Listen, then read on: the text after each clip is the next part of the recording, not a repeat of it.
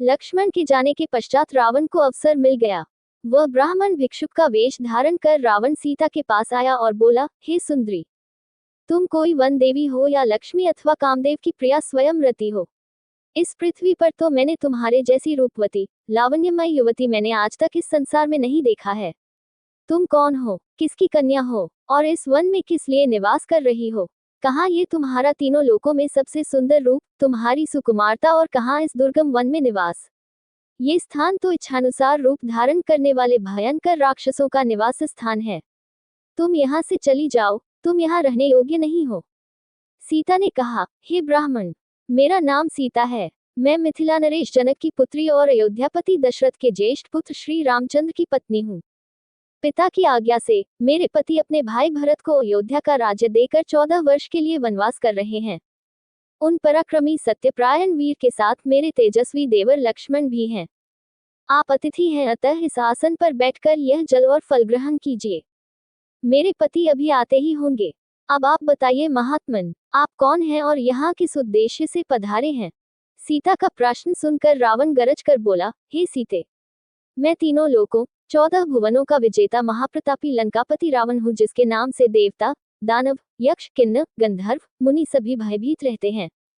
इंद्र, वरुण, कुबेर जैसे देवता जिसकी सेवा करके अपने आप को धन्य समझते हैं। मैं तुम्हारे लावण्यमय सौंदर्य को देखकर अपनी सुंदर रानियों को भी भूल गया हूँ, और मैं तुम्हें ले जाकर अपनी भार्या बनाना चाहता हूँ। हे मृगलोचने, तुम मेरे साथ चलकर नाना देशों से आई हुई मेरी अत्यंत सुंदर रानियों पर पटरानी बनकर शासन करो। मेरी नगरी लंका की सुंदरता को देखकर तुम इस वन के कष्टों को भूल जाओगी। इसलिए मेरे साथ चलने को तैयार हो जाओ।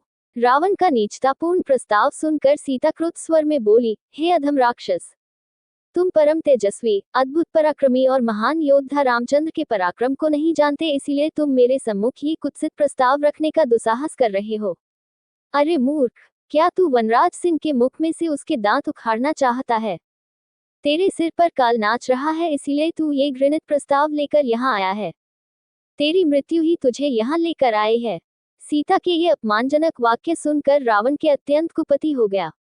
आंखें लाल करते हुए उसने कहा, सीते, तू मेरे बल और प्रताप को नहीं जानती।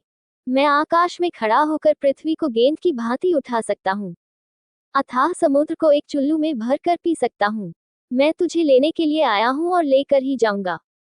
ये कहकर रावण ने अपने ब्राह्मण वेश को त्याग कर विकराल रूप धारण कर लिया और दोनों हाथों से सीता को उठाकर अपने कंधे पर बिठाकर निकटवर्ती खड़े विमान पर जा सवार हुआ। इस प्रकार अप्रत्याशित रूप से पकड़े जाने पर सीता ने हा राम कहते हुए स्वयं को रावण के हाथों से छुड़ाने का प्रयास किया, परंतु बलवान रावण के सामने उनकी एक न चली। उसने उन्हें बांधकर विमान में एक ओर डाल दिया और तीव्र गति से लंका की ओर चल पड़ा।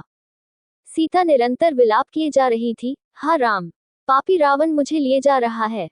हे लक्ष्मण, तुम कहाँ हो? तुम्हारी बलवान भुजाएं इस समय इस दुष्ट से मेरी रक्षा क्यों नहीं करती? हाय, आज कैकेयी की मनोकामना पूरी हुई। इस प्रकार विलाप करती हुई सीता ने मार्ग में खड़े जटायु को देखा। जटायु को देखते ही सीता चिल्लाए, हे आर्य जटायु, देखो, लंका का ये दुष्ट राजा रावण मेरा अपहरण करके लिए जा रहा है। इस नराधम से आप मेरी रक्षा करने में आप असमर्थ हैं, क्योंकि यह बलवान है और अनेक युद्धों में विजय पाने के कारण इसका दुस्साहस बढ़ा हुआ है। आप रावण द्वारा मेरे हर लिए जाने का ये वृतांत मेरे पति से तो अवश्य ही कह देना। सीता की करुण पुकार सुनकर जटायु ने उस ओर देखा तथा रावण को सीता सहित विमान में जाते देख बोले, अरे रावण, तू एक पर स्त्री का अपहरण करके ले जा रहा है। अरे लंकेश, यह महाप्रतापी श्री रामचंद्र जी की भार्या है। एक राजा होकर तू ऐसा निंदनीय कर्म कैसे कर रहा है? राजा का धर्म तो पर स्त्री की रक्षा करना है। तू काम के वशीभूत होकर अपना विवेक खो बैठा है। छोड़ दे राम की पत्नी को। हे रावण, मेरे समक्ष तू सीता को नहीं ले जा सकता। प्राण रहते तक मैं सीता की रक्षा करूंगा। ठहर, मैं अभी आता हूं तुझसे युद्ध करने। जटायु के इन कठोर अपमानजनक शब्दों को सुनकर रावण उसकी ओर झपटा, जो सीता को मुक्त कराने के लिए विमान की ओर तेजी से बढ़ रहा था। विशालाकार दो पर्वतों की भांति वे एक दूसरे से टकराए। क्रुद्ध जटायु ने अपने पराक्रम से 2 बार रावण के धनुष को तोड़ डाला, उसके रथ को तहस नहस कर डाला और रावण के सारथी का वध कर डाला। उन्होंने मार मार कर रावण को घायल कर दिया। घायल होने के बाद भी रावण वृद्ध और दुर्बल जटायु से अधिक शक्तिशाली था। अवसर पाकर उसने जटायु की दोनों भुजाएं काट दी। पीड़ा से व्याकुल होकर मूर्छित हो वह पृथ्वी पर गिर पड़ा। जटायु को भूमि पर गिरते देख जानकी हा राम, हा लक्ष्मण, विस्मयादिबोधक चिन्ह कहकर विलाप करने लगी। रावण ने सीता को उसके केश पकड़कर उठा लिया और आकाशमार्ग से लंका की ओर उड़ने लगा। उस समय उन्नत भाल वाली, सुंदर कृष्ण केशों वाली, गौरवर्णा, मृगनयनी जानकी का सुंदर मुख रावण की गोद में पड़ा ऐसा प्रतीत हो रहा था जैसे पूर्णमासी का चंद्रमा नीले बादलों को चीरकर चमक रहा हो। सीता का क्रंदन सुनकर वन के सिंह, बाघ, मृग आदि रावण से कुपित होकर उसके विमान के नीचे उसके पीछे पीछे दौड़ने लगे। पर्वतों से गिरते हुए जलप्रपात ऐसे प्रतीत हो रहे थे मानो वे भी सीता के दुख से दुखी होकर करुण क्रंदन करते हुए अश्रु बहा रहे हों। श्वेत बादल से आच्छादित सूर्य भी ऐसा प्रतीत हो रहा था जैसे अपनी कुलवधू की दुर्दशा देखकर उसका मुख श्रीहीन हो गया हो। सब सीता के दुख से दुखी हो रहे थे। दुष्ट रावण से मुक्ति का कोई उपाय न देखकर सीता दीनतापूर्वक परमात्मा से प्रार्थना करने लगी, हे परमपिता परमात्मा, हे प्रभु, मेरी रक्षा करो, रक्षा करो, हे सर्वशक्तिमान। इस समय मेरी रक्षा करने वाला तुम्हारे अतिरिक्त और कोई नहीं है। हे दया में, मेरे सतीत्व की रक्षा करने वाले केवल तुम ही हो। मार्ग में सीता ने नीचे एक पर्वत पर 5 वानरों को बैठे देखा। उनको देखकर सीता ने, ये सोचकर कि शायद ये राम को मेरा समाचार बता सके, अपने सुनहरे रंग की रेशमी चादर में वस्त्र आभूषण बांधकर उसे उन वानरों के बीच गिरा दिया।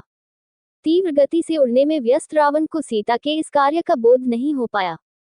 वनों, पर्वतों और सागर को पार करता हुआ रावण सीता सहित लंकापुरी में पहुंचा। वहां उसने सीता को मय दानव द्वारा निर्मित सुंदर महल में रखा और क्रूर राक्षसियों को बुलाकर आज्ञा दी, मेरी आज्ञा के बिना कोई भी इस स्त्री से मिलने न पावे। ये जो भी वस्त्र, आभूषण, खाद्य पदार्थ मांगे वह तत्काल इसे दिया जाए। इसे किसी भी प्रकार का कष्ट नहीं होना चाहिए और न कोई इसका तिरस्कार करे। अवज्ञा करने वालों को दंड मिलेगा। इस प्रकार राक्षसनियों को आदेश देकर अपने महल में पहुंचा। वहां उसने अपने 8 शूरवीर सेनापतियों को बुलाकर आज्ञा दी, तुम लोग जाकर दंडक वन में रहो। हमारे जनस्थान को राम लक्ष्मण नामक 2 तपस्वियों ने उजाड़ दिया है। तुम वहां रहकर उनकी गतिविधियों पर दृष्टि रखो और उनकी सूचना मुझे यथाशीघ्र देते रहो। अवसर पाकर उन दोनों की हत्या कर डालो। मैं तुम्हारे पराक्रम से भली भांति परिचित हूँ, इसलिए उन्हें मारने का दायित्व तुम्हें सौंप रहा हूँ। उन्हें इस प्रकार आदेश देकर वह कामी राक्षस वासना से पीड़ित होकर सीता से मिलने के लिए चल पड़ा। दोस्तों, आगे की कथा सुनने के लिए अगला वीडियो जरूर देखें और वीडियो को लाइक करें, शेयर करें और यदि आप हमारे चैनल पर नए हो तो हमारे चैनल को सब्सक्राइब जरूर करें। धन्यवाद।